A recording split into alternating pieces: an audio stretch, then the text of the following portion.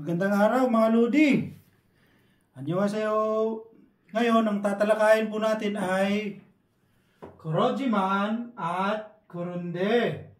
Ang ibig sabihin nito sa English ay but or however.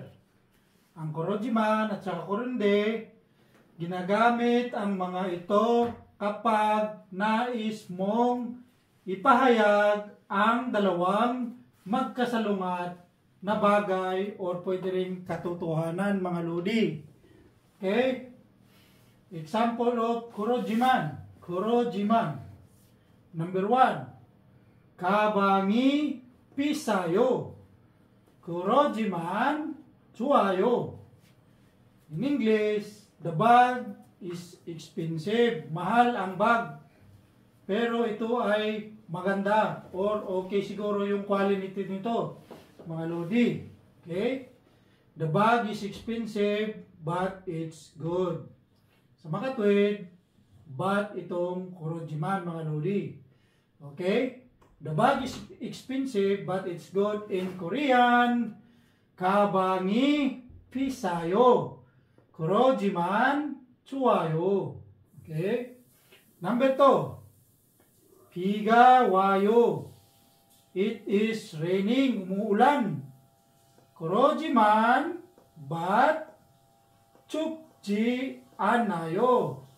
But it is not cold. Umuulan, pero hindi po siya malamig. In Korean, 비가 와요. Korojiman, 춥지 않아요. Umuulan pero hindi po malamig. Yan po mga Lodi. Example of Kurunde naman po tayo mga Lodi. Kurunde. Example number 1. 영어는 쉬워요. 그런데 한국어 문법은 어려워요. English is easy, but Korean grammar is difficult. Mahirap po ang English mga Lods. Kahit ako, tagilid po ako sa English. Tinatry ko lang po. Okay? Madali lang ang English. Okay? English is easy. Pero, ang Korean grammar ay mahirap. Okay? In Korean, 영어는 쉬워요. 그런데 한국어 문법은 어려워요. Okay? 영어는 쉬워요. 그런데 한국어 문법은 어려워요. Okay? Example number 2 po tayo mga Lodi. 저는 친구가 없어요. I do not have friends. Wala po akong kaibigan.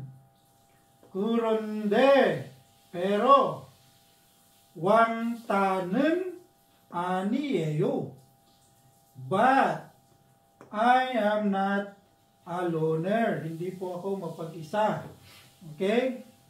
Wala po akong kaibigan, pero, but, andito siya mga Lodi, Kurunde, I am not a loner. Hindi po ako mapag-isa. Wala po akong kaibigan, pero hindi po ako mapag-isa. Sa makatwid, pero itong Kurunde, mga Lodi, at saka Korojiman. Okay? Wala po akong kaibigan, pero hindi po ako mapag-isa. In Korean, 저는 친구가 없어요.